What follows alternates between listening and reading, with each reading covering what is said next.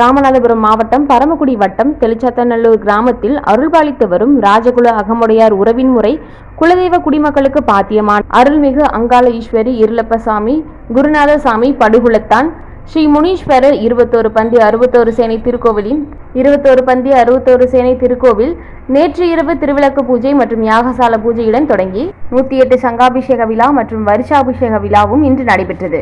பக்தர்கள் அனைவருக்கும் அன்னதானமும் வழங்கப்பட்டது. இதில் தெளிச்சாத்தநல்லூர் கிராம பொதுமக்கள் கலந்து கொண்டு சாமி தரிசனம் செய்தனர். வருஷாபிஷேகம் என்பது என்ன, அதை பற்றி நம்ம தெரிஞ்சுக்கலாம். வருஷம் வருஷாபிஷேகம் நடத்துகிறோம். அதன் சிறப்புகள் பற்றி நம்மளுக்கு தெரியுமா அப்படின்னு பார்த்தா சிலருக்கு தெரியாது, சிலருக்கு தெரியும். இதை பற்றி நம்ம தெரிஞ்சுக்கலாம். வருஷாபிஷேகம் என்பது கோவிலின் கும்பாபிஷேகம் நடைபெற்ற அல்லது தெய்வத்தின் நட்சத்திரம் வரும் நாளில் ஆண்டுதோறும் செய்யப்படும் சிறப்பு அபிஷேக ஆராதனைகளை குறிக்கிறது. இது கோயிலின் தெய்வீக சக்தியை அதிகரிக்கவும் அதை ஆண்டுதோறும் புதுப்பிக்கவும் நடத்தப்படுகிறது.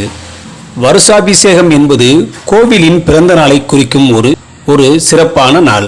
இது கும்பாபிஷேகம் செய்யப்பட்ட மாதத்திலும் நாளிலும் அல்லது தெய்வத்தின் நட்சத்திரம் வந்த நாளிலும் நடத்தப்படுகிறது.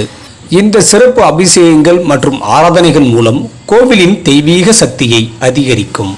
வருஷம் என்பது ஆண்டு என்பதையும் அபிஷேகம் என்பது நீராட்டுதல் என்பதையும் குறிக்கிறது.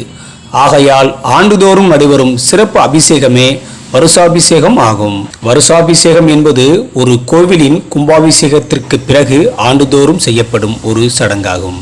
சுருக்கமாக, வருஷாபிஷேகம் என்பது ஒரு கோவிலின் ஆன்மீக சக்தியை வலுப்படுத்தவும் அதன் நன்மைகளை புதுப்பிக்கவும் ஆண்டுதோறும் செய்யப்படும் ஒரு புனிதமான பூஜையாகும். தினமுல்லை செய்திகளுக்காக ராமநாதபுரம் மாவட்ட செய்தியாளர் கார்த்திக். செய்திகளை உடனுக்குடன் தெரிந்து கொள்ள தினமுல்லை நியூஸ் தமிழ் சேனலை சப்ஸ்கிரைப் பண்ணுங்க.